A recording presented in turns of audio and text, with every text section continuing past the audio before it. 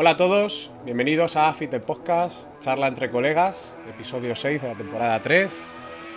Y hoy venimos a hablaros de lesiones, tecnología y entrenamiento inteligente. Cómo seguir avanzando sin romperte. Yo vengo a hablaros hoy sobre una lesión en concreto, que es la lesión de rodilla, ¿vale? ¿Qué tipos de lesiones hay? ¿Cómo abordarla? ¿Cómo entenderla? Y bueno, vamos a hablar de algunas peculiaridades y para que tengáis todos pues, un concepto un poquito mejor de nuestro cuerpo, en este caso de la rodilla. Bueno, tú en este caso, Jorge, tienes experiencia en ello. Demasiada. Tú te rompiste el cruzado, creo. Cruzado y meniscos. 3 veces, ¿no? 3 veces. ¿Y tú no has tenido problemas de rodilla? Yo sí, yo en un golpe en un partido me rompí el menisco. O sea, en un entrenamiento. Pues precisamente una de las lesiones más comunes es la de menisco, la meniscopatía. Para que nos hagamos una idea, los meniscos tienen una forma así medio circular, una un poquito más cerrada, otra más en C, que son, digamos, los amortiguadores entre el fémur y la tibia, ¿vale? Entonces nos permite, dentro de otras características que tiene, la de rotar, la de flexionar y la de cargar, sobre todo, nuestra masa corporal sobre esa articulación, ¿vale? Por lo tanto, es muy importante para todo esto. Y normalmente, cuando tenemos problemas de meniscos, vienen asociados o por movimientos en torsión o por sobrecarga de peso y obviamente por desgaste a lo largo del tiempo, ¿no? La peculiaridad que tienen los meniscos es que hay mucha gente que no lo sabe, es que están en cierta parte vascularizados. Entonces, ¿qué quiere decir eso? Que tienen una capacidad de regeneración autónoma, pero hasta cierto punto. Los meniscos en su borde están vascularizados y por lo tanto tienen esa capacidad de regeneración a nivel sanguíneo, a nivel nervioso, y por eso también nos duele. Es decir, cuando tenemos una rotura de menisco, una degeneración de menisco en sus bordes, nos molesta, ¿vale? Eso es debido a que llegan partes nerviosas. Eso también es una buena noticia porque le da una señal a nuestro cuerpo para decir, oye, tengo un problema aquí, ayúdame, vamos a regenerar. ¿Qué pasa? Que hay diferentes tipos de lesiones dentro del menisco que al fin y al cabo, pues si hay alguna rotura total, eso puede producir bloqueos en la rodilla y por lo tanto pues ya entras en la cirugía. Pero a lo que a nosotros nos compete es esa fase de tanto posquirúrgica como conservadora, que es la del entrenamiento, ¿vale? Por lo tanto, un entrenamiento de fuerza bien adaptado, con unas cargas adecuadas, será idóneo en una degeneración del menisco, y cuando hay una rotura importante, pues ya tenemos que hablar de una cirugía, ¿vale? Otro tipo de lesión importante dentro de la rodilla es la ligamentosa, ¿vale? La tendinosa, Sí. sobre todo el tendón rotuliano, tendón cuadricipital, que es el que une el cuádriceps con la rótula, y el rotuliano, la rótula con la tibia. Ese tipo de lesión, la tendinosa, se da por sobrecargas, ¿vale?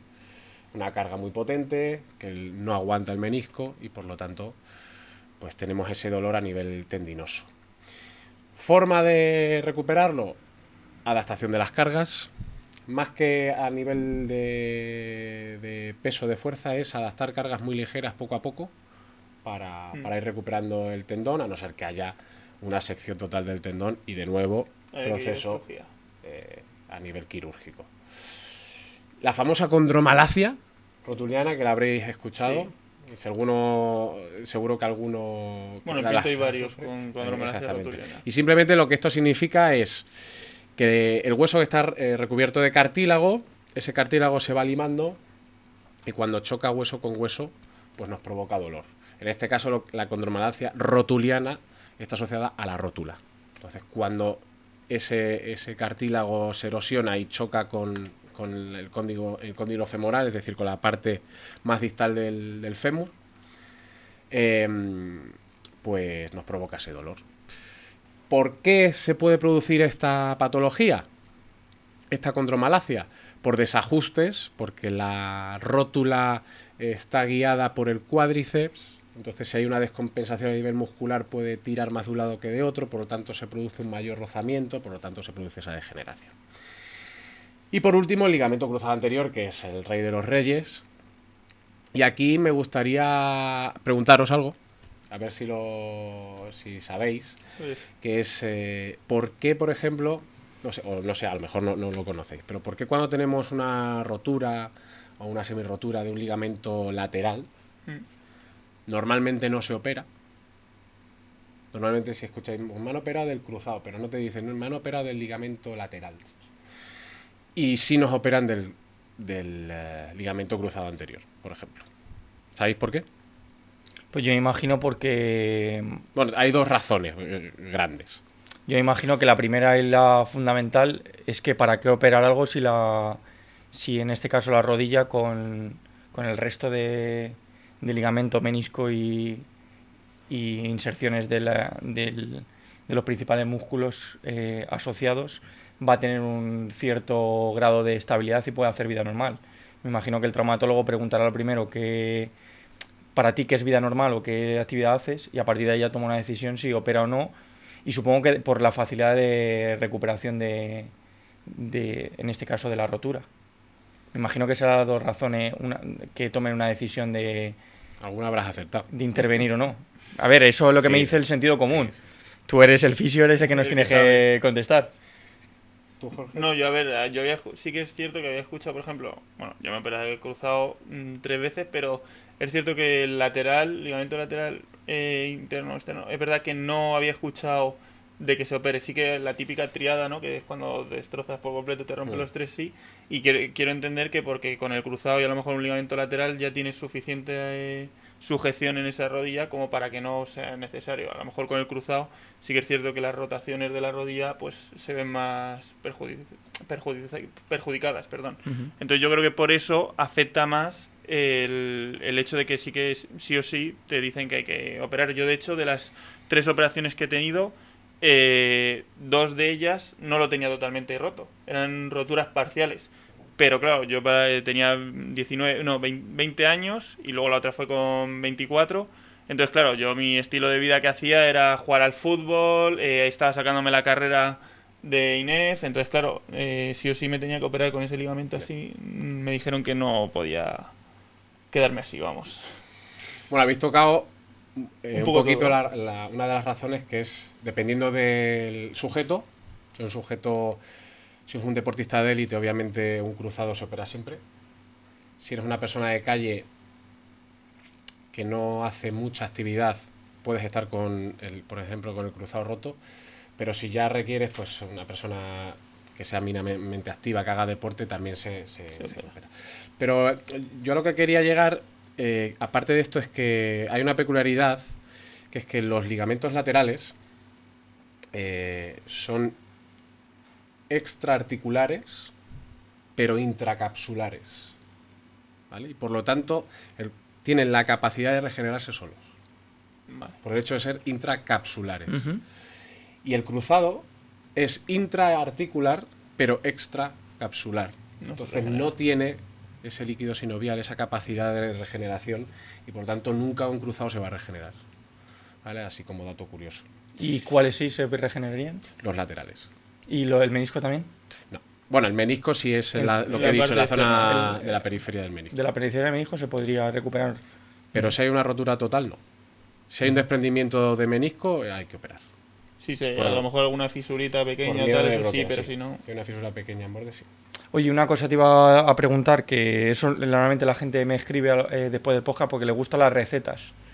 Entonces, no somos muy de receta porque somos de individualizar, pero sí que a la gente le mola el decir, oye, pues mira, si tengo una condropatía, por ejemplo, tengo dolor aquí arriba, condropatía del cuadricipital, pues alguna que le des 2 o 3 tips o ejercicio, incluso que no lo hagas aquí, menisco también. era el siguiente punto un poquito. Hablar, que ahora toco eso, que es lo primero, el concepto de desentrenamiento. Es decir, cuando nos ocurre o cuando tenéis alguna patología de estas, alguna lesión, lo primero que hace la gente es dejar la actividad. Entonces, el desentrenamiento es totalmente perjudicial independientemente de cualquiera de las lesiones que he mencionado. También lo hablamos en el anterior podcast, que nunca hay que dejar de estar activo, y en este caso nunca hay que dejar de entrenar dentro de la capacidad que tenga la propia articulación para poder hacerlo. Y por eso es importante entender que el desentrenamiento lo único que nos llevará es a una atrofia muscular postquirúrgica, sobre todo. A partir de la semana ya se empiezan a notar, a partir de las 2 semanas también hay una disminución incluso del diámetro muscular de la zona afectada. Y entonces es muy importante esa activación. Por lo tanto, ¿qué es lo que tendríamos que hacer? Movilidad y trabajo de fuerza, sobre todo, en cualquiera de las lesiones que he comentado. La movilidad, sobre todo en meniscos, lo más importante en meniscos es ganar más de 125 grados más o menos de flexión de rodilla en las primeras 3 semanas. Eso sería el objetivo principal, para que luego no hubiera una resaca y un problema a la hora de recuperar, de hacer una buena recuperación. Y en caso contrario, el ligamento cruzado anterior. Lo primero que hay que intentar conseguir es la extensión completa. La movilidad, en este caso la extensión, en el caso de meniscos, la flexión.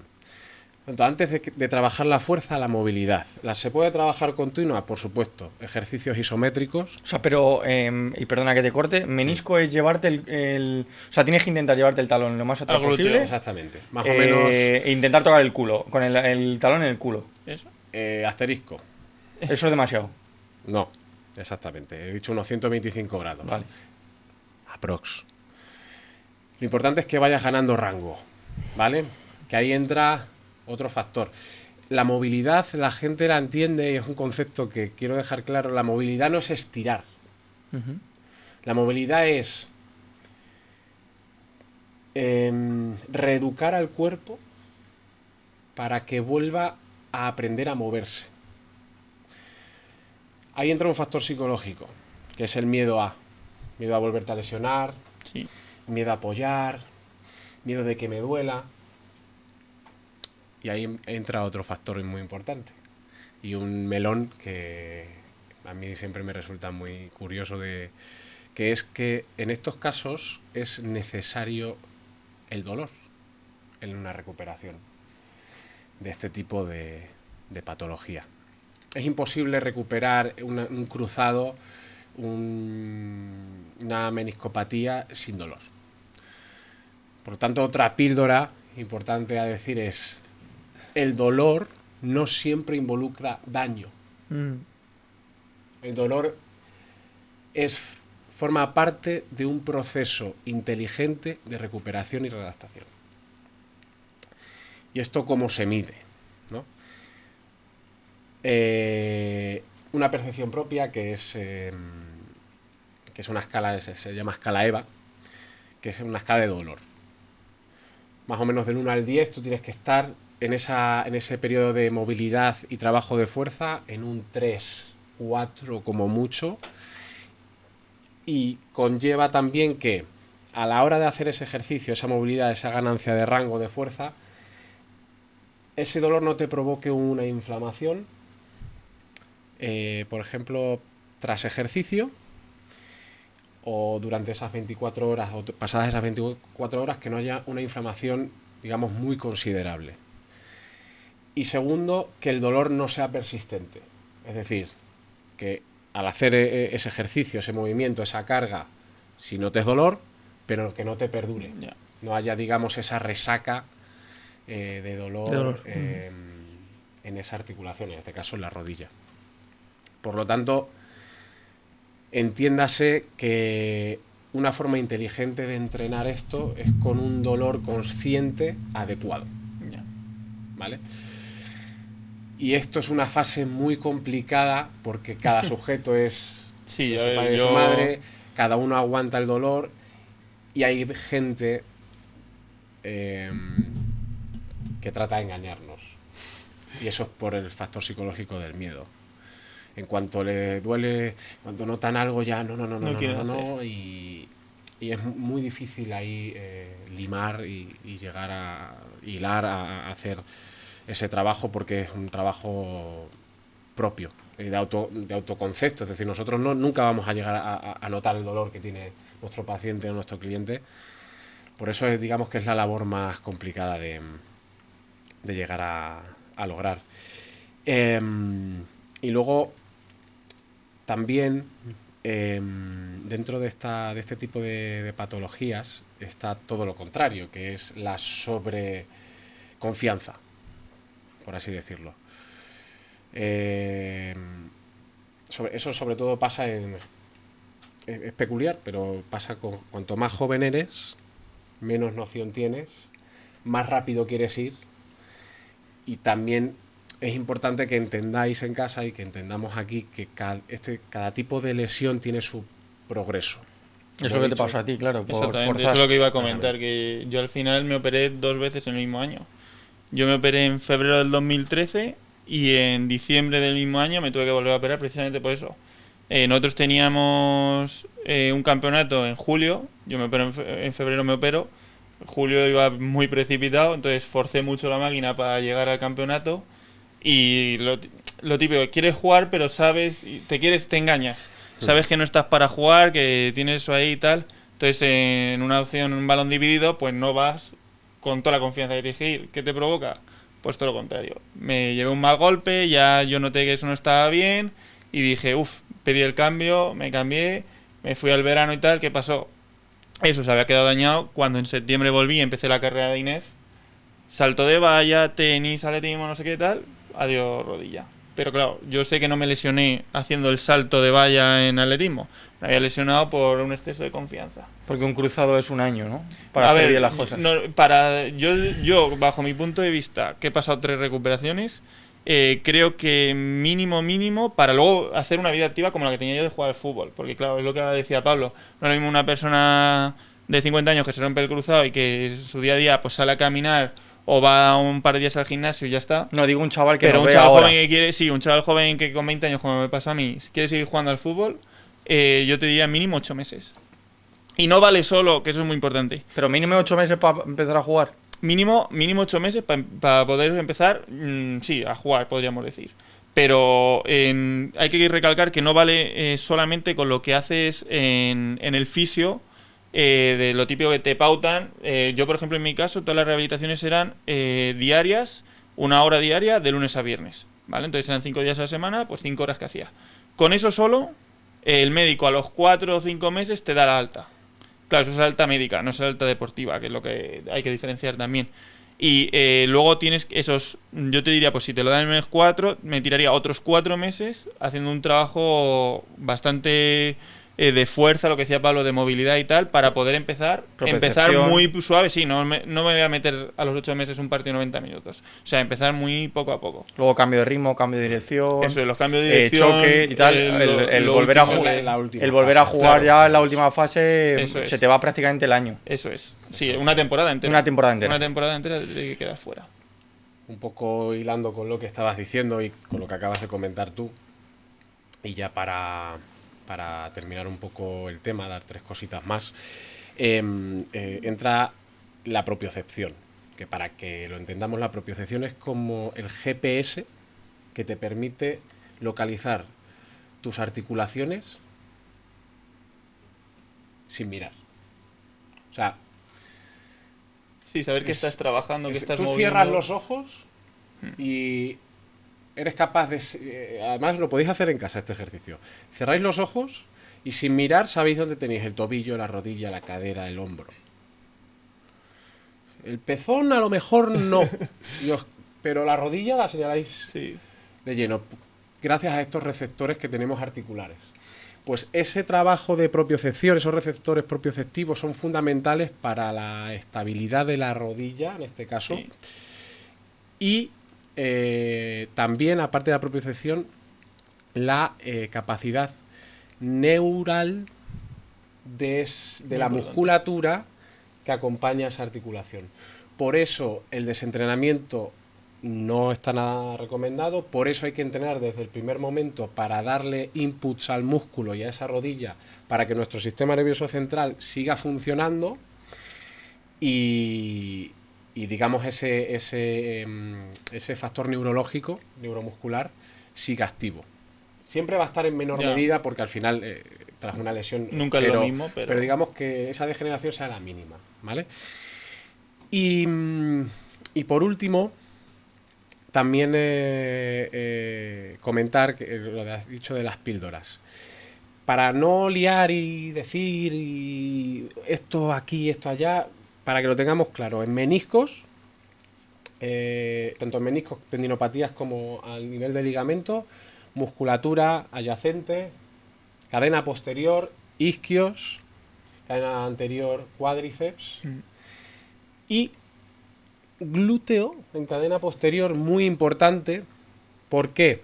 Porque es un estabilizador de cadera y la cadera al rotar, porque el glúteo es un gran rotador, afecta a los ligamentos de la rodilla. Hace que nuestro fémur rote de una forma o de otra, por lo tanto afecta a la rodilla. Por lo tanto, importante cadena posterior, glúteo, isquiotibiales, cadena anterior, cuádriceps, para esa estabilidad de rótula, para ese fortalecimiento de rodilla. ¿Cuánto? ¿Cómo? ¿Qué cargas? Trabajo de fuerza, 8, 10, 12 repeticiones con autopeso, con cargas ligeras, con rangos de movimiento no completos hasta que no tengamos toda la movilidad, como hemos dicho antes, y respetando también las pautas de descanso activo dentro de lo que podamos hacer. Y bueno, por último, y para dejar, digamos, un mensaje claro, toda lesión, en este caso la de rodilla, pero toda lesión no implica, como he dicho al principio, un parón, sino que puede ser una oportunidad para entrenar de una forma más inteligente y para conocerse mejor a uno mismo. Entonces, creo que dentro de lo negativo que puede llegar a ser una lesión, como puede ser tan importante la rodilla, creo que también es una oportunidad para coger y aprender de forma inteligente a abordar y a entrenar eso. Yo, para acabar tu tema, que es algo que me han preguntado mucha gente siempre cuando los entrenaba, es que, me van a operar imagínate, de tobillo, me van a operar de rodilla, o voy a estar con la Walker, con la bota Walker, o voy a estar escayolado, o voy a, lo que sea, un brazo, un hombro, tal. ¿Voy a poder seguir entrenando? La respuesta es muy clara, sí. Por lo que ha dicho Pablo, ya entrene, ya tengas una mano rota, un codo o un tobillo o lo que sea, si puedes empezar a entrenar o puedes continuar el entrenamiento con el miembro que no está afectado, es decir, pues si tienes la rodilla derecha o izquierda lesionada, pues con el otro miembro puedes entrenar muchísimas cosas, y igual puedes entrenar tren superior o la lateralidad de un lado o de otro, y lo que ha dicho Pablo es súper importante, simplemente con el sistema neuromuscular, esa señal que se le envía al músculo, la recuperación va a ser más rápida. Incluso no vas a tener una pérdida, una atrofia muscular tan grande, porque esas señales van a ir mandándola al miembro lesionado. Así que este es un buen consejo para cualquier lesión que tengáis. Sí, yo estoy de acuerdo contigo, solo añado ya, poniendo el ejemplo de mi recuperación, de la primera operación a mí me ponen una férula que va de la cadera al tobillo, entonces durante las 2-3 primeras semanas eso no te lo quito. Bueno, estuve un mes sin quitármela, pero claro, ellos te van poniendo porque tienen un regulador en la rodilla donde te van dejando ir flexionando poco a poco por el tema de la movilidad, ¿no? Entonces, durante las primeras 2 semanas la movilidad era 0, estar con la pierna recta. Entonces, claro, perdí una cantidad de masa muscular entre la operación, las 2 semanas de parón y demás, hasta que volví a recuperar. Bueno, que no lo he vuelto a recuperar. O sea, he vuelto a igualar, pero ponerme al nivel que estaba me era muy, muy difícil. Entonces, aprendí en la primera operación que estar esa semana, porque durante la primera semana y media, 2 semanas, no vas al fisio, no vas a la rehabilitación, no te lo mandan, a que lo que decías tú, o sea, aparte de mover el resto del cuerpo, yo me acuerdo que en la segunda operación, por ejemplo, con la férula, vale, la rodilla no la podía mover, pero estaba con la cadera aquí subiendo y bajando la pierna todo el tiempo. Que quieras que no, es lo que hablábamos, que el sistema nervioso activa inconscientemente el cuádriceps para subir la pierna recta. Aunque Totalmente. la tengas con un aparato que no te va a impedir te va a impedir doblarla, pero al final es súper importante el mantenerse activo después de cualquier cirugía, incluso de la medida de lo que se pueda, con cierto control y conocimiento, pero es fundamental. Efectivamente. Pues nada, yo voy a hablar mi tema de hoy, que es de tecnología, gadgets, fricadas varias. Vamos Nos a han ver. pedido este Voy tema. preparando, a ver. Nos han pedido este tema. ¿Qué aplicación me vas a decir? Aplicaciones, relojes, anillos, bueno, un montón de cosas Relojes inteligentes. que están, sí, que están ahí en auge en el mercado. ¿Y por qué es esto? Porque al final el cuerpo manda señales siempre de alerta que en este caso no sabemos interpretar o que no sabemos utilizar, y hay una serie de herramientas muy sencillas y muy potentes que nos van a ayudar sobre todo con el tema de la recuperación. Entonces, hoy os lo voy a explicar de una manera sencilla las diferentes cosas que nosotros tenemos que intentar, en la medida de lo posible, en una planificación deportiva y de entrenamiento, el controlar. Una y la más importante es la variabilidad de la frecuencia cardíaca. Esto se llama HRV, hay muchos relojes inteligentes que ya te lo calculan solos. Entonces esto es, pues, nosotros entre latido y latido, si imaginaos tenemos 60 pulsaciones por minuto, cada segundo no es una pulsación. Es decir, no va el corazón no bombea por segundo una pulsación. No es un metrónomo. Exacto, no es un metrónomo. Entonces, hay algunos que son milisegundos, otros duran un poquito más. Y entonces, esa variabilidad de esa frecuencia cardíaca es lo que te mide el HRV y es lo que te miden este tipo de gadget.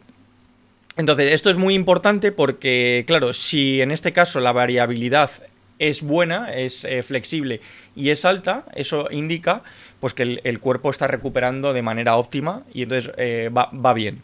En cambio, si va bajando, el problema es que necesitamos pues un descanso. Entonces, ¿por qué es importante? Pues es importante medirse todos los días, nada más levantarnos en descanso, con algún gadget que ahora voy a mostrar, pues esa variabilidad de la frecuencia cardíaca.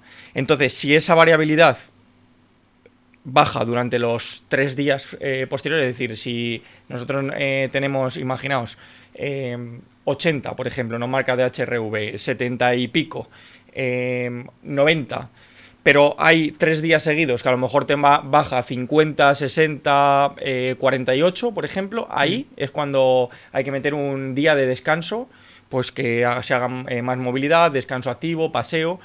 Porque seguramente, si eso pasa, imaginaos, lunes, martes, miércoles, jueves, si el viernes hacemos ese tipo de trabajo de descanso, porque hemos visto que los 3 días anteriores ha bajado mucho, seguramente el sábado volvamos a tener la variabilidad de la frecuencia cardíaca buena y hagamos un buen entrenamiento y estemos frescos.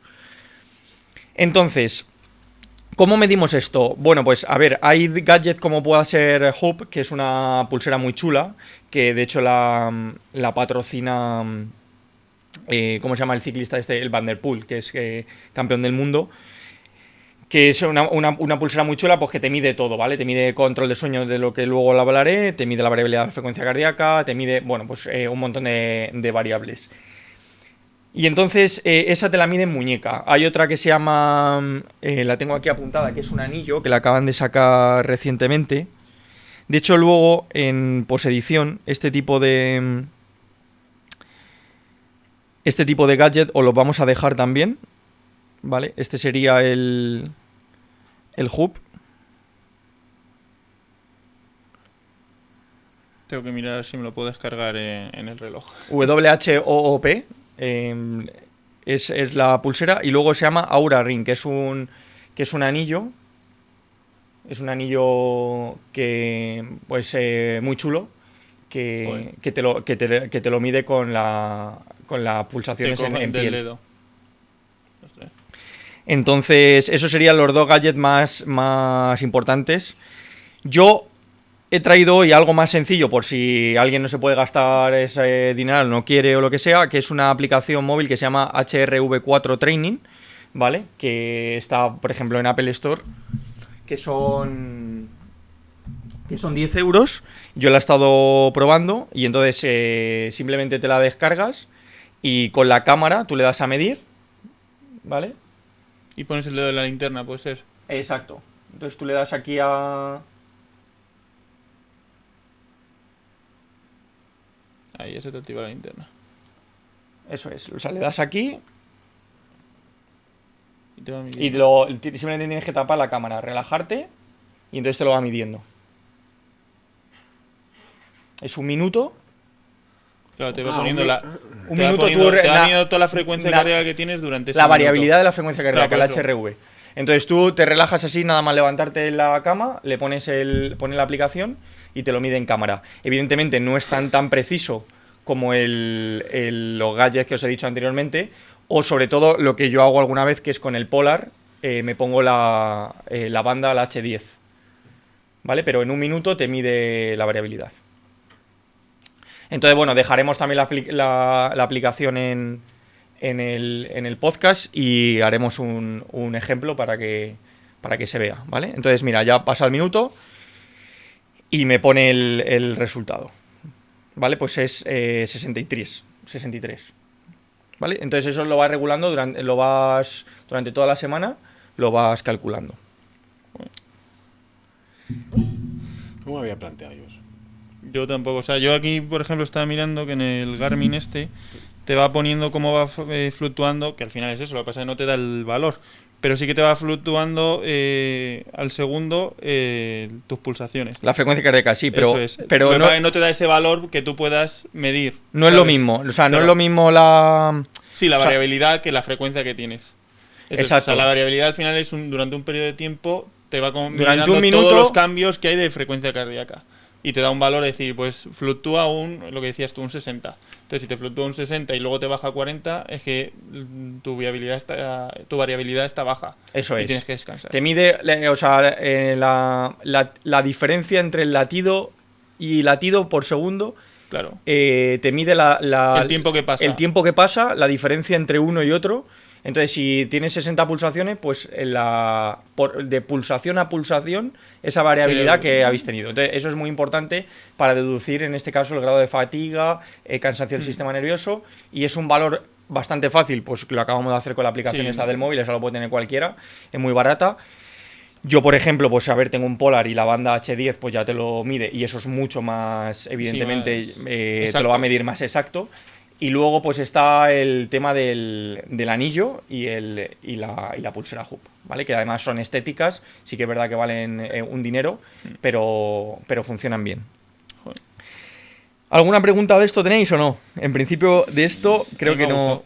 Vale. No, yo no lo sabía. No Yo sabía lo del eso. anillo, o sea, lo otro sí que lo había oído, pero lo del No, anillo... ni lo del el tiempo entre pulsación y pulsación y tal. La variabilidad. Sí, la variabilidad es interesante. Yo lo único que me fijo, bueno, ya hace tiempo que no duermo, no con me el gusta reloj, dormir para con ver el el reloj. sueño, si es profundo o no. Tal. No, para ver qué latido, o sea, ¿Qué qué frecuencia frecuencia tienes en tengo reposo? en reposo absoluto. Eso es lo que ese es el punto 2 que iba a tratar. Es la frecuencia cardíaca en reposo. Entonces, esto también, alguien que se quiera controlar, en este caso el control de las cargas, el descanso, ya sea profesional o no, yo creo que es importante. Si anotas en una libretita todos los días, te pone ya sea Sí, el reloj. el reloj o cualquier gadget de estos. Si no, pues como antiguamente a la vieja usanza, 60 segundos aquí y cuentas. Y ahí te saca La sí, frecuencia es la cardíaca. cuenta la vieja, pero son 60 segundos. Te coges aquí la yugular y te calculas. Que no quieres contar durante 60 segundos porque te pierdes, pues lo calculas con 6 segundos y multiplicas por 10. Que eso es algo ya bastante básico y cutre, pero Sí. oye... Una idea. Bueno, te da. o 10 y multiplicas por 6. Exacto. Es lo mismo. O 15 y multiplicas por 4. Vale, pues eso, lo que quieras. Entonces... Seguro prefiero no multiplicar. O 20 y multiplicas por 3. Eso es. Entonces, el tema del pulsómetro, nada más levantarte le pones y entonces te mide la frecuencia cardíaca en reposo. Y eso te lo vas apuntando en una libretita y dice, bueno, pues tengo 48, 52, 47, 60. Y dices, bueno, ahí ya me he ido, 55. Y ahí dices, vale, pues más o menos mi media está en torno a las 50 pulsaciones. Bueno, pues si esa variabilidad de la frecuencia cardíaca en reposo sube entre un 5, 8, 10%, eso significa que ya hay fatiga. Es decir, si nosotros más o menos estamos estable en la frecuencia cardíaca de reposo, pero un día nos levantamos con, imagínate, 70 o 75, al día siguiente nos volvemos a levantar con 80 y al día siguiente nos volvemos a levantar con 78, ya es una señal de alerta de decir, paramos. Descansa. Entonces, si calculamos el HRV, la variabilidad de la frecuencia cardíaca, y calculamos la frecuencia cardíaca en reposo, la media, y calculamos 3 días, que es alta, ya también es un síntoma de pues cortisol alto, fatiga del sistema nervioso central, CPKs, la creatinquinasa que está alta, del daño muscular, que eso hablaré ahora. Entonces estas dos cosas son cosas sencillas que podemos hacer. Lo que pasa que yo ahí veo un pero. ¿Qué pero? O sea, me refiero. Esa realmente no es tu frecuencia cardíaca en reposo. Nada más levantarte, dices. No, o sea, no. Claro, o sea, tú te refieres a cuando estás durmiendo tu profundamente. frecuencia cardíaca en reposo es inconsciente. O sea, es estando dormido. Claro, pero a ver, lo más cercano a dormido, si no tienes un gadget que te mide, en Ya, este ya. caso, cuál ha sido tu frecuencia cardíaca en el Pero que sueño. me refiero que en ese caso sí que necesitarías un gadget. Para medir la frecuencia cardíaca en reposo. Sí, evidentemente. La real, me Eso refiero. es lo primero que he dicho. Que el gadget al final te la va a medir real porque vas a ver las pulsaciones que has tenido por la noche.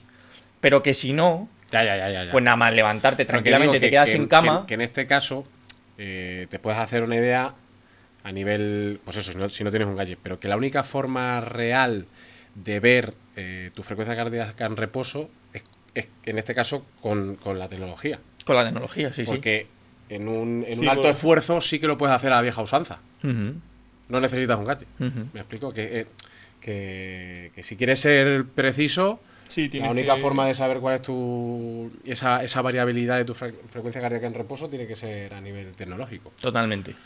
Para ser pulcros, Exactamente. sin duda. De acuerdo. Otra cosa, el control del sueño, que eso es importante, porque, a ver, hay 3 fases de sueño. Una es, pues, si duermes ligero, que, bueno, pues es para ir tirando. Yo duermo sin ropa, o sea que duermo ligero. Duermes en bolas. Sí. Pues eso, el sueño ligero, Puede ser ligero de más ropa, gilipollas. efectivamente. El sueño ligero, pues bueno, te da para ir tirando el día a día, ¿vale? Pues, pero si no entramos nunca en sueño profundo o en fase REM, que estamos hablando de que ya ahí ya se dan los procesos de regeneración hormonal, los procesos de regeneración muscular, incluso emocional y pues necesitamos en este caso medir a ver si realmente no vale con decir he dormido 8 horas, porque puede dormir 8 horas, pero en realidad Pero no ha reparado buenas ninguna. eso es. O sea, no has entrado ni en REM ni en sueño profundo. Entonces, bueno, pues para esto también necesitamos la tecnología. En este caso, pues bueno, pues como he dicho, Hoop o el anillo, el Oura pues te miden el sueño, los ritmos circadianos y cuánto tiempo has estado en REM y cuánto tiempo has estado en profundo, el Apple Watch y tal. Entonces, ahí sí que a la vieja usanza, pues si te levantas y Bueno, estás de mal te humor. puede servir, pero claro, es eso. El estrés también Claro, juega un factor importante. Claro, pero eso te lo miden ellos. O sea, te Sí, miden sí, el claro, tiempo Te mide de calidad del la sueño. frecuencia cardíaca, tiene varias cosas. Eso es. Entonces, bueno, la manera, pues así decirlo, de andar por casa, pues sí, ya te levantas y puedes apuntar cómo te has levantado, cuál es tu estado emocional, pero claro, Igual de preciso no es. estás cansado, igual de preciso no es, efectivamente. Hace el apaño. Vale, otra cosa que yo creo que hay que medir y que es importante complementar, en este caso con los gadgets, es el RPE, la escala de percepción del esfuerzo. Si nosotros ya hemos medido el HRV, hemos medido la frecuencia cardíaca en reposo, hemos medido la calidad del sueño y tenemos un control del esfuerzo que hemos hecho a nivel semanal y a nivel diario del entrenamiento, pues del 1 al 10, cómo de esfuerzo, en este caso, ha sido el entrenamiento. Pues eso, si se lo metes a los gadgets, ya al final te va haciendo una estructura del volumen de cargas y los descansos mucho mejor. Entonces, bueno, eso es sencillo también de registrar del 1 al 10. Otra cosa que que en este caso vamos a hacer un ejemplo que es la ACWR, que esto no me he aprendido el nombre en inglés, que es Acute Chronic Workload Ratio, que es como la diferencia entre la carga aguda y la carga crónica. Espectacular. Lo vuelvo a repetir. Sí, por favor. ACWR, Acute Chronic Workload Ratio. Espectacular. Que es la diferencia entre la carga aguda, los 7 últimos días, y la carga crónica, que es la semana. Entonces, no puede estar, tiene que estar entre, y ahora explico los datos y cómo lo calculamos, entre 0,8 y 1,3. Entonces, menor de 0,8 estaríamos hablando de que no tenemos, o sea, nos vamos a desentrenar, es el volumen de la carga es bajo, y por encima de 1,3, ya valores de 1,5, vamos a llegar a fatiga, riesgo de lesión y sobreentrenamiento. Vale. Bien, entonces, ¿cómo calculamos esto? Bueno, vamos a hacer, y luego lo sacaremos igual en edición. Vale. Vamos a hacer un ejemplo, y esto se calcula, por eso he dicho lo del RP. Vamos a hacer un ejemplo claro de una persona tipo de AFIC Club. Vale. Entrena 2 días a la semana. ¿Cuál sería para vosotros el tiempo efectivo de entrenamiento? ¿45 minutos? 45 minutos. ¿Sumando las dos? No, No, una. por sesión. 40, 45. 45 minutos. 40. 40 minutos efectivo. Vale, 40 minutos efectivo. ¿Y qué RPE siempre intentamos que trabaje? ¿Sobre 7, 8? 7, 8, sí. Más o menos. Es la idea. Sobre 10, 7, 8. Vale, pues entonces habría que multiplicar 40 por... Imaginaos que entrena en 7 de RP, de escala de percepción de esfuerzo. Serían 280. Si en este caso le sumamos otra sesión más, pues serían otros 280, que es una persona que entrena 2 días a la semana. Vale. Además, durante esa semana, pues es muy probable que camine por lo menos 2-3 días a la semana, 1 hora. Que eso de RPE, más o menos, ¿cuánto le diríamos? ¿2, 3? Sí, Sí, Serían... ponle 3. Ponle 3 días a la semana, 1 hora. eso es. Vale, que eso serían pues 180 minutos, si no me equivoco. Sí, Y lo tendríamos que multiplicar por 3. Que eso serían 540 más los 560. 1100. Más los 500 es 1100. Vale. Entonces, ¿cómo sacamos en este caso? Este sería el RP. Entonces, habría que dividirlo, ¿vale? Entre en este caso, los minutos que ha entrenado, ¿vale? Que estaríamos hablando de que cuántos son En total, en total. son 40 y 40. No, minutos totales. Minutos totales entrenados a la semana. Sí, a ver, ¿Te refieres el entre los ejemplo 3 días entre le los tengo 3 aquí días hecho ya. caminando y... Pues son 60 los Pues 3 días son, sí, caminando. por 3, 18, 180 y No, otros 80 son 240 minutos. Vale, 240 Pero minutos. cuenta No, solo, 260, perdón. 260. pero cuenta solo Los 3 días andando 40 minutos y 40 efectivos. minutos efectivos. Sí, claro, lo que hemos multiplicado, ¿no? Por Vale, pues entonces sí, 180 más 80. más 80, Más 80. 260. 260. No, 240, no, más 80, 260, sí. 260. Tic-tac, tic-tac.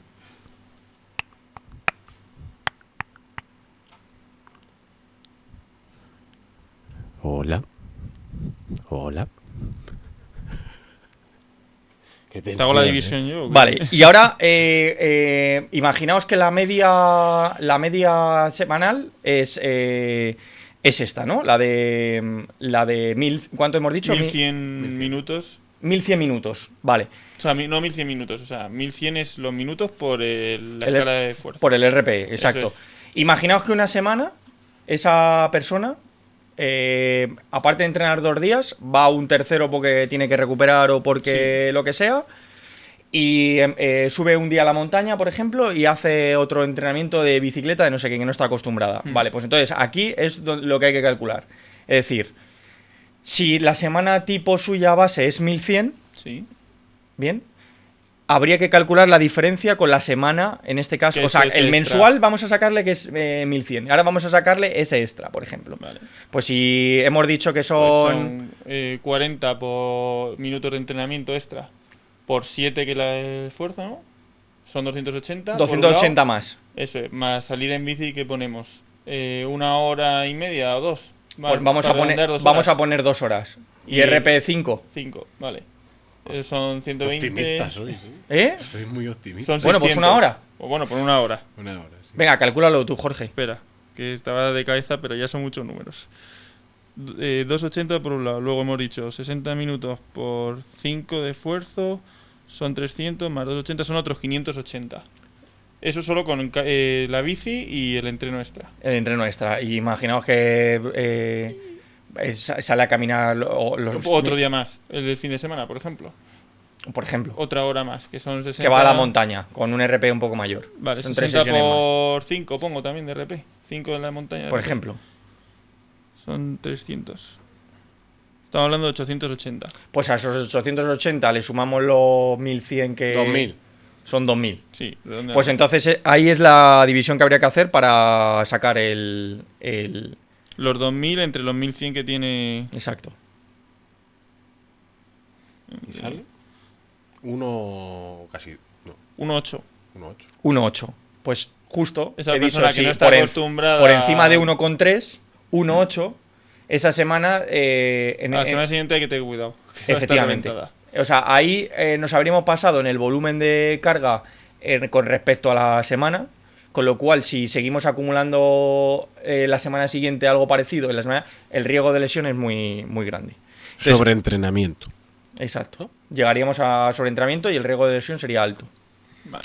Esa sería una manera de calcularlo. Este valor también lo calcula la aplicación, en este caso del que os he dicho de el H... Es que no me he aprendido el... Sí, bueno. El HRV4 Training, que es la aplicación que calcula aquí, pues esto también te lo puedes meter. lo puedes meter ahí. ¿Vale? Y bueno, pues ya por último vamos a hablar ya de la fricada máxima, que esto es en un futuro, a mí por ejemplo, que juego al baloncesto, me encantaría controlar, que son los marcadores bioquímicos. Entonces, a mí me encantaría calcularme, en este caso, pues la CPK, la creatinquinina en el daño muscular que yo tengo. Me encantaría calcularme el cortisol en sangre y me encantaría calcularme en un test hormonal como tengo la hormona GH, la hormona de crecimiento. Si además le sumamos a eso el lactato en sangre en el entrenamiento, pues ya tendríamos un control bastante importante. Entonces, hay test que yo he visto que en saliva te calculan en este caso el cortisol, ¿vale? Son test que valen en torno a $200, una cosa así, se manda al laboratorio y te lo calculan, tarda más o menos una semana. La CPK pues la tendríamos que hacer también a través de análisis de sangre. Entonces, los deportistas más o menos de élite calculan 1 o 2 veces al mes con un control sanguíneo, pues ese tipo de variables para saber si están bien de carga, si tienen que descansar o si no. Entonces, yo me imagino que poco a poco, como se está desarrollando ahora mucho el deporte amateur de triatletas, corredores de ultrafondo, 10K, triatlones, seguramente sacarán marcadores bioquímicos para calcular ese tipo de variables en nuestra propia casa. Joder. Y eso es un paso... Un avance importante, chulo, Sí. además. Una manera rudimentaria que yo tengo para calcularlo semanalmente es que, por ejemplo, a nivel muscular, ¿vale? De fatiga muscular. Si tú, por ejemplo, haces un CMJ, un salto, Sí. te mides una pared en 1 metro y entonces tú fresco Sí. haces un salto y vas a llegar a una medida. Imaginaros, yo que sé, 2 metros 15, 2 metros 30, tal, no sé qué. Entonces tú todas las semanas, a principio de la semana, haces ese salto. Si ese salto se reduce de un porcentaje bastante importante, es muy probable que por lo menos ese día tengas una fatiga. Entonces también sería algo rudimentario, pero que se pueda notar. Lo digo para los prepas que aquí nos vean, Sí, que empieza ahora la pretemporada que no de tengan fútbol, medios. baloncesto y demás. Eso es, que no tengan medios. La mayoría de los normales. Eso es. ¿Alguna cosilla más? No, yo la verdad que me ha gustado lo del anillo, ese me ha molado. ¿Sois La de verdad. gadget vosotros o no?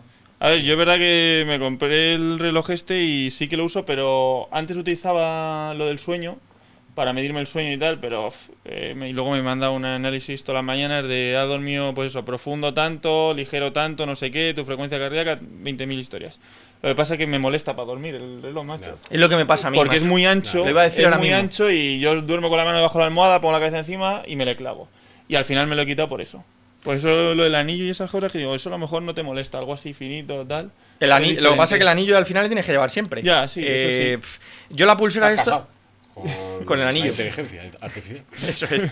Yo la pulsera esa sí que no la veo mal, porque bueno, una así negra y tal, pues queda así como chula de vestir. Sí. Incluso creo que hay jugadores que cuando salen a jugar la llevan y se la tapan con un vendaje. Sí, esa es una... Me cargo la tele ahí. Es una opción. Pero ya te digo, yo antes sí que lo usaba, pero ahora lo uso en el día a día de vez en cuando, o cuando entreno.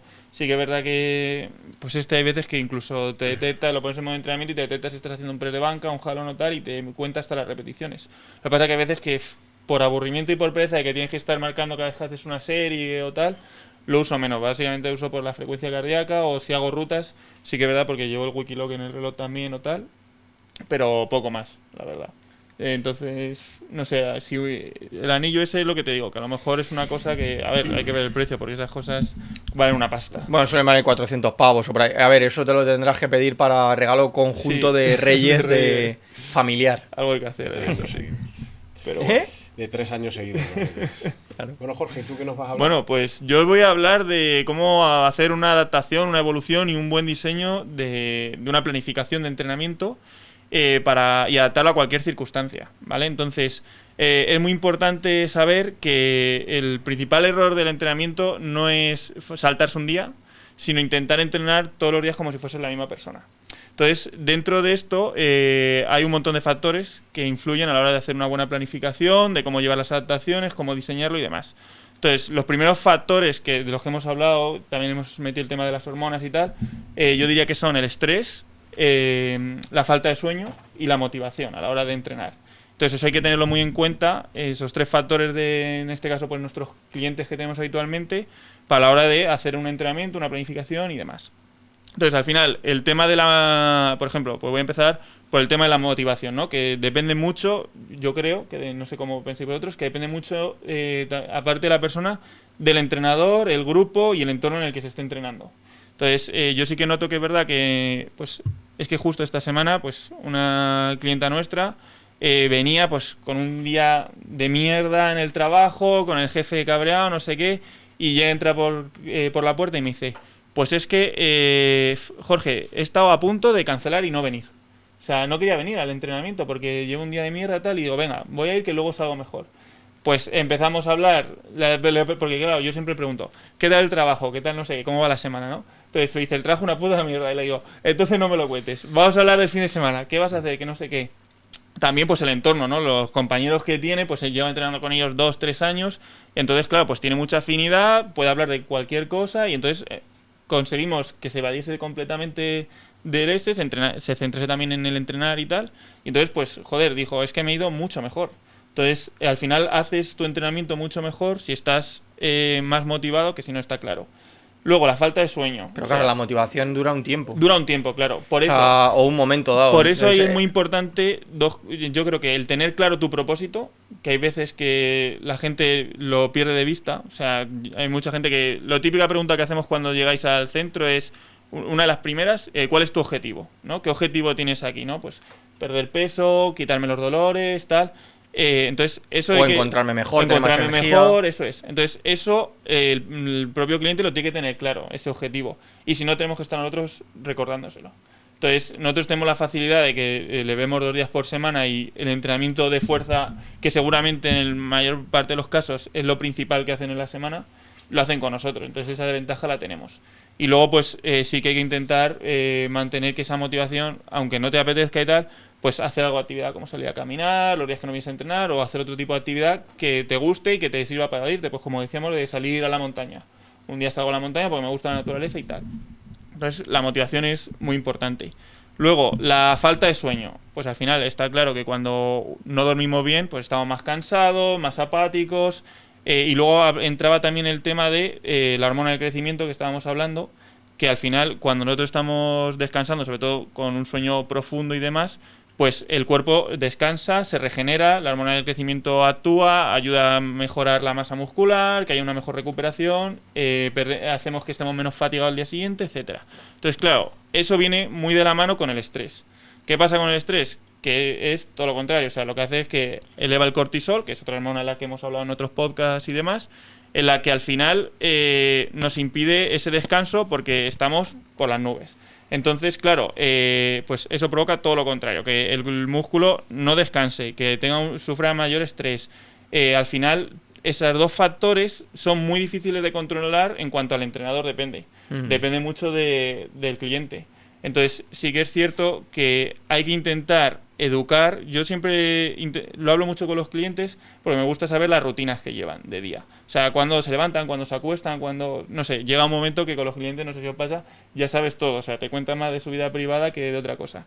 Entonces, sí que es verdad que pues no es lo mismo al final, y eso me ha pasado con clientes de los que hablo, que no es lo mismo cuando están acostumbrados a entrenar por la mañana y pasan a la tarde porque han tenido que recuperar o demás, o están entrenando de tarde y vienen a la mañana. Ahí lo notan muchísimo ellos. Puede ser por eso, porque sus hábitos de sueño son diferentes. Están acostumbrados a lo mejor, el que viene por la mañana a acostarse pronto y madrugar, entonces tiene una activación distinta, que cuando viene por la tarde a lo mejor su energía ya está mucho más baja. Entonces eso hay que tenerlo en cuenta a la hora de hacer el entrenamiento también.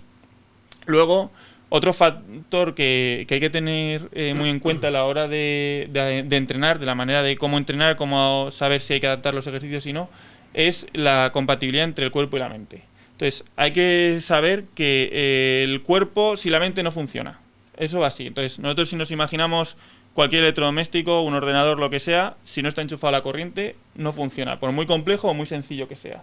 Entonces, es cierto que al final nosotros tenemos que intentar que durante el entrenamiento seáis conscientes de lo que estamos trabajando, el por qué lo estamos trabajando, que es yo creo que lo que más nos cuesta, sobre todo porque el grueso de nuestro nicho es gente no acostumbrada al entrenamiento. Entonces, hacerles ver y enfocarse en lo que están trabajando es muy importante porque no solo, lo hemos hablado antes, con las lesiones, no solo hay que fortalecer el músculo, sino que también la activación neuromuscular es súper importante para trabajar zonas que ni siquiera estamos pensando que estamos trabajando. Entonces, eso parece una tontería, pero para evitar lesiones y demás es súper importante. Y luego nosotros, voy a dar las dos perspectivas, ¿no?, de lo que podríamos hacer con una planificación de lo que sería un futbolista, un atleta profesional, y cómo nosotros adaptamos, por ejemplo, en AFIR, pues nuestras planificaciones a un cliente de la calle que ha tenido una lesión o que lleva mucho tiempo sin hacer ejercicio y demás. Entonces, hay cosas que se parecen mucho, pero hay que adaptarlas a su justa medida. Entonces, por ejemplo, en una planificación, ¿no? Entrenamos por ciclos, se hacen ciclos de entrenamiento. Nosotros nos sonará a lo mejor que hacemos los típicos, vemos, pues es que en este mesociclo de entrenamiento se trabaja no sé qué es eso. Bueno, eso se utiliza mucho en tema de, no profesionales, pero atletas, gente del deporte y tal, pues eso, lo que hablamos, planificaciones de baloncesto, de pretemporadas y tal, en los que se hacen diferentes fases. Pues los microciclos suelen corresponder con una semana de entrenamiento en los que se estructura pues cómo se va a entrenar.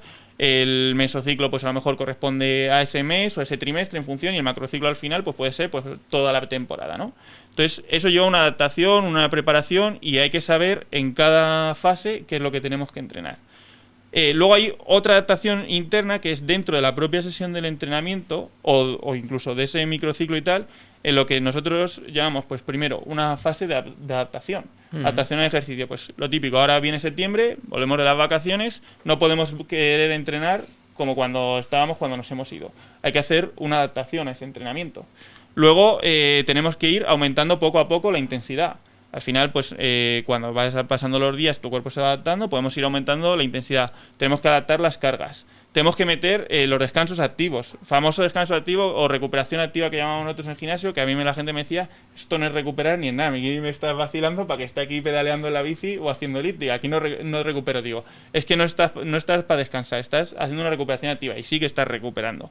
Tu musculatura está recuperando. Entonces, Nosotros sí que adaptamos eso, la gente a lo mejor dice, bueno, es que vosotros tenéis vuestros 2 días en semana planificados, tal, vale, sí, pero tenemos una planificación tanto de los 2 días que hacemos, porque no los 2 días hacemos lo mismo, hay días que hacemos Tabata, otros días que no hacemos Tabata, eso lleva una explicación, por qué nuestro método es de 2 días a la semana dejando un día de descanso, que además lo hemos hecho de manera obligada, o sea, o entrabas en el grupo de lunes, miércoles o en el grupo de martes, jueves, con alguna adaptación si quieres entrenar 3 días o demás, pero porque es necesario ese descanso y ese periodo de recuperación. Y luego dentro de la propia sesión, igual, no es lo mismo cuando empiezas a entrenar, que hacemos adaptación, si tienes alguna lesión o demás, como dentro del propio entrenamiento hacíamos una fase, todos los que nos estáis escuchando que habéis entrenado en AFI lo sabéis, de movilidad y demás, calentamiento. Luego hacíamos una primera parte de entrenamiento, por ejemplo, de tren superior, o, bueno, en este caso tren inferior empezaba yo siempre. Y luego metíamos la recuperación activa, que ahora con la metodología nueva, pues vamos a meter, no va a ser lo típico de bici, elíptica, complementarios. Tal. Eso es, ejercicios complementarios. Luego volvíamos a hacer otra parte de trabajo de fuerza, que ya habíamos hecho un poco de recuperación, volvíamos a meter otra recuperación activa, otro trabajo de fuerza o un trabajo metabólico. Entonces, claro, todo eso es fundamental para hacer una buena planificación y tener en cuenta. Entonces, yo creo que la clave al final de toda planificación es conocer al cliente en este caso. En función del cliente que va a venir, de sus patologías, por eso es tan importante conocer el estilo de vida que tiene, si madruga, si no madruga, si viene desayunado o no viene desayunado, si le gusta entrenar más por la mañana o por la tarde, intentar que esté contento en el entrenamiento, que esté en un grupo en el que se siente cómodo. El otro día lo hablaba igual con otro cliente y dice, no sé si eso es pericia vuestra o que sale así, que es verdad que hay bastante afinidad entre los grupos. Cuando una persona entra, digo, a ver, es verdad que hay grupos que llevan entrenando mucho tiempo, la misma hora y tal, y sale así. Luego yo en mi caso considero que tengo algo de pericia en el sentido de que cuando viene alguien nuevo al grupo, pues siempre soy yo el que le presento, intento sacar temas, pues lo primero, las típicas preguntas. ¿A qué te dedicas? ¿Qué te gusta en el mundo del deporte? Si ves algún deporte o practicas alguno o tal. ¿Qué te gusta hacer? Intentas saber un poco los hobbies y siempre de ahí sale algún tema de conversación y intentas buscar como entrenador un poco las cosas en común que tengan los clientes que están entrenando a la misma hora. Afinidad. Eso es, esa afinidad. Entonces, eso es súper importante. Y luego, en función de eso, pues ya yo creo que en nuestro sector lo más importante es ser capaces de tener esa agilidad, esa adaptación a tu planificación que ya tienes hecha con tus ejercicios, tus entrenamientos y tal, ser capaz de adaptar a cada situación en la que viene ese cliente a entrenar. Entonces, no sé vosotros, por ejemplo, quería preguntaros, ahora, por ejemplo, ¿no? Voy a poner, os voy a preguntar, viene ahora una mujer, ¿vale? De unos 80 años y tal, va a empezar ahora en el mes de agosto, ¿no? Voy a poner 2 casos. Es la típica mujer que lleva toda la vida sin hacer nada, de hecho nos la trajo Petri, que es todo lo contrario, es otra mujer de 78 años vamos, da gusto verla. Entonces nos la trajo por eso, porque llega ya a una edad que dices, es que no me puedo dejar más, o sea, ya vive sola, se nota que se fatiga, que no puede hacer un montón de cosas. Entonces, claro, ahora en agosto, por ejemplo, la voy a poder meter a entrenar en el grupo de Petri. Entonces, bueno, ahí tenemos un factor ganado, que es que ya viene con una persona que conoce, tiene temas de conversación en común, tal. Pero en septiembre, seguramente, por el horario que tenemos, haya que cambiarla, ¿no? Entonces, ¿cómo mantener ahí esa motivación, esa ganas de entrenar de esta mujer que ya tiene que venir sola a entrenar, no viene con su amiga? Yo qué sé, no sé cómo haríais vosotros o qué factores creéis que habría que tener en cuenta para mantener que esa persona no se vaya y cumpla su objetivo, que al final es encontrarse mejor. ¿Qué edad tiene? Pues en torno, no llega a los 80, 70 y tantos. Es que, claro. Muy fácil. A ver. Yo sé que este es fácil. Lo principal, sobre todo para esa gente, es la comodidad. Ya, no porque sea una persona, no por la edad en sí que tenga, porque sea una mujer, porque sea un hombre, Sí. ya es de valorar que una persona con casi 80 años o con 80 y pico Sí. venga a entrenar. Y a lo mejor lo que es una persona que le ha costado dar mucho más el paso que una persona de 40 o 50, porque ya piensa que es tarde, porque no es para ella, para él, porque se siente fuera de contexto. Y yo lo que hago es recordarle cada día el valor que tiene de venir. Valorar su esfuerzo, asegurarle de que merece la pena, el que se sienta cómoda con el grupo, con ella misma y con el entrenador. Resaltar un poco lo que se hace con el resto de clientes, pero en este caso darle realmente el valor. Si ya tiene valor el resto, el valor que tiene que una persona de su edad y con las diferentes patologías, disfunciones o problemas que tenga, venga con nosotros. Sí, yo estoy de acuerdo, creo que lo más difícil ya lo ha hecho Lo más ella. fácil es entrenarla. Claro, Totalmente. lo más difícil ya lo ha hecho ella. Eso es lo que yo le digo. Lo más difícil es haber dado el paso para haber venido.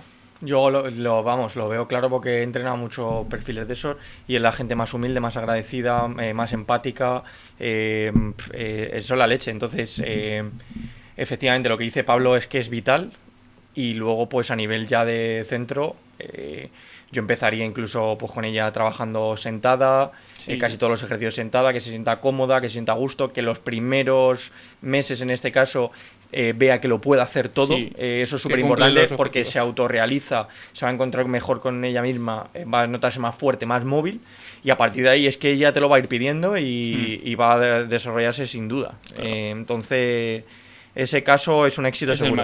más fácil. Y ahora voy con otro Es un éxito seguro. que me ha venido esta semana. No ha empezado, pero casi seguro que empieza para septiembre, para la vuelta de las vacaciones. Mujer, 40 y pocos años. La espalda la tiene destrozada, ¿vale? Tiene ciática cada 2x3. De hecho, tiene el nervio de la pierna izquierda tan dañado que el 80% del tiempo no siente, por ejemplo, cómo anda. Tiene el pie acorchado, tiene sobrepeso. Bueno, está hecha un Cristo.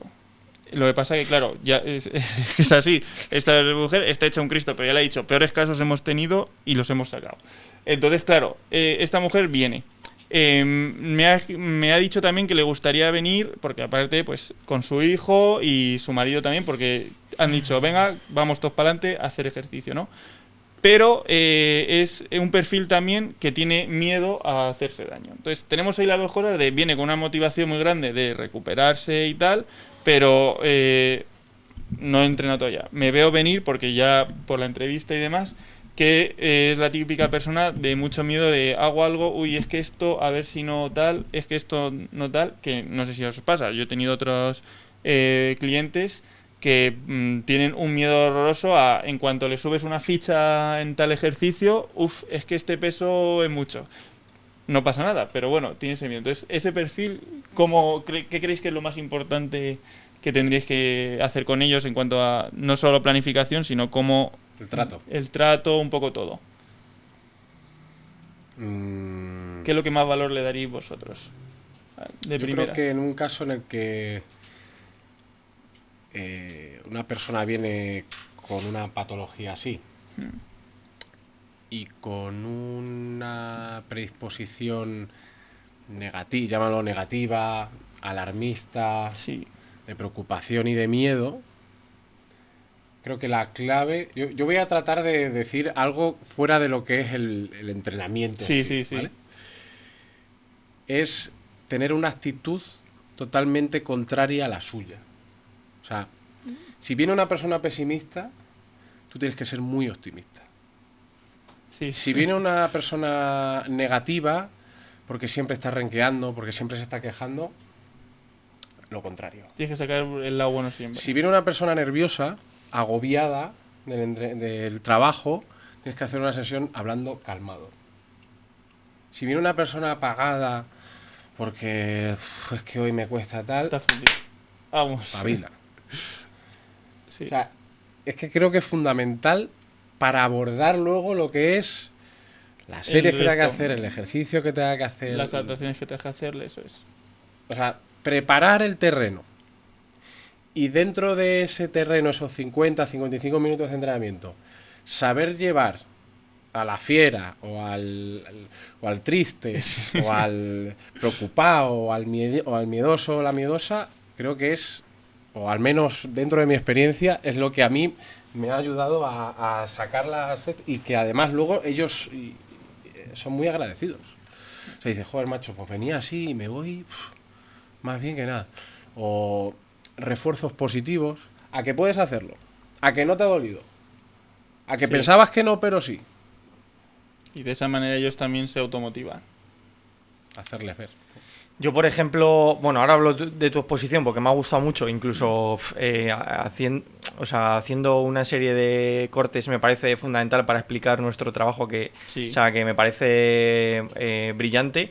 La explicación de Pablo también, o sea, al final nosotros que llevamos ya 10 años al pie del cañón, entrando a gente, conociendo a gente, creo que todo eso lo deberíamos documentar incluso en un libro no, pero no lo digo de cachondeo, sino ahora que vamos a sacar la formación, aparte de la formación, todo esto viene explicado en un libro. Al final, al que empieza, en este caso, que sale de la carrera, sabe que no lleva los 10 años entrenando todos los días a personas... el abanico tan amplio se puede encontrar de perfiles. Creo que nosotros lo que vemos obvio no es tan obvio y ese consejo es un buen consejo, igual que otros muchos que nosotros podemos darle. A nivel específico de esta señora, pues yo que sé, por mi experiencia y porque tengo una lesión también meniscal parecida, yo ante ese miedo lo que trabajaría con ella sería pues autocarga, goma, sentada y no tumbarla nunca en el suelo y algo que pues como la señora mayor se siente autorrealizada, que no se vaya nunca con dolor. A partir de ahí pues movilidad y activación de fuerza. Incluso si se le tenemos que recomendar a algún profesional de la fisioterapia, osteopatía tisular, trabajo de reeducación postural o cosas así, pues seguramente que la puedan ayudar también. Sí. Entonces, bueno, ahora como tenemos un abanico amplio, pues que con la clínica de Arganzuela y con profesionales nuestros conocidos, pues si la señora en este caso, que yo creo que con este trabajo nuestro va a mejorar un 90%, pues si luego hay que afinar un 10%, tenemos los recursos, los contactos como para poder ayudarla.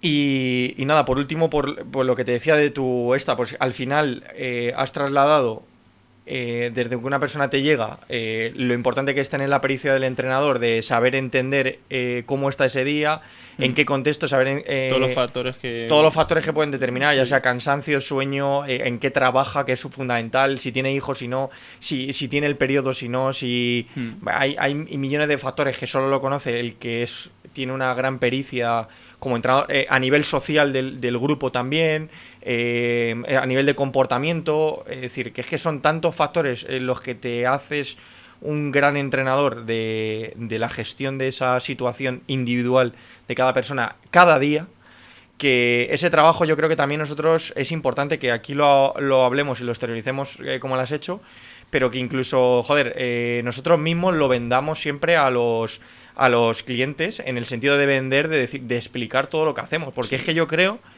que no hemos sido capaces en estos 10 años de que todo el trabajo, todo el esfuerzo y todo el conocimiento que tenemos, que hay detrás, no lo hemos sabido reflejar hacia el exterior. Y yo creo que ahora, ya que tenemos varios centros, que ya tenemos una estructura de trabajo, ya tenemos gente que trabajando con nosotros y tal, seamos capaces ahora de poder enseñar y comunicar todo este tipo de cosas que hacemos. O sea, que me ha parecido bastante brillante. Bueno, te agradezco. Así que para acabar me gustaría, porque como este es el último capítulo de la temporada, me gustaría que explicásemos el AFI Club Flex. Y bueno, pues si queréis animaros a alguno de vosotros. A mí me da igual. No. Venga, pues Jorge. Bueno, pues yo lo explico. Explico todas las novedades de cara a septiembre. Sí, el que por qué los hemos sacado. Y el programa de referidos también. Vale, pues el Flex y... Perfecto. Bueno, pues a ver, de cara a septiembre hemos hecho una ampliación de horario en el centro, ¿vale? Para dar, pues eso, como su nombre indica, más flexibilidad a aquellos clientes que ya estáis y que queréis ampliar horario, o aquellos nuevos que en el horario que había actualmente del centro no os venía bien por tema de horario personal o tema tarifa y demás, pues la tarifa nueva van a ser 120 euros. Vais a tener horario de mediodía en los centros, desde las 11 hasta las 5 de la tarde, que es el abanico que no estábamos ocupando, viernes completo y fines de semana por la mañana, tanto sábados como domingo, de 9 a 1. Entonces ahí vais a tener otra opción más para aquellos que teníais ese trabajo por turnos y demás, o que no podíais venir a entrenar o incluso permitiros la tarifa que teníamos, pues que podáis tener esas opciones también de entrenar con nosotros. Y luego aparte, que esto viene siempre muy bien, para los clientes que ya estáis con nosotros y aquellos que vengáis, el programa de referidos, para todos aquellos clientes que nos traigáis una persona nueva a entrenar en el centro, pues tenéis un mes gratis de entrenamiento. Así que si queréis entrenar gratis todo el año, traernos gente. Un cliente cada mes. Eso es, que además nosotros garantizamos que se van a ir contentos.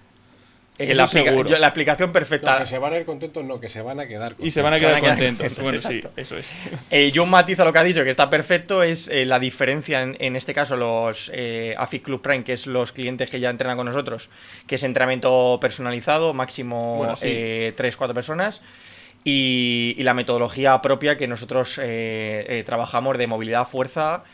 En la AFIC Club Flex, como van a ser grupos un poco más grandes de 8 o 10 personas, la metodología va a ser diferente, va a ser un trabajo más funcional.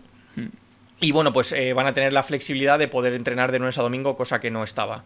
Entonces, pues bueno, ya sea AFIC Club Prime los que ya están, que lo quieran hacer flex, pues sería la ilimitada. Y los que en este caso, todos los clientes o formulario que nos han contactado durante todo este año y que lo has explicado muy bien, o por horario o por precio, no podían entrar en AFIC Club, pues que puedan entrar este año, y así hemos hecho todas las modificaciones en los centros para que esto podamos llevarlo a cabo. Eso es. Muy bien, chicos. Perfecto. Buen verano. Eso es. Buen verano. Buenas Que descanséis vacaciones, vosotros. que descanséis vosotros también. Y a la vuelta más y mejor. Más y mejor, más, con más canas. Y en septiembre a tope ahí. A tope. Nueva temporada. Nueva temporada en septiembre. Bueno, nos vemos. Un abrazo, gracias.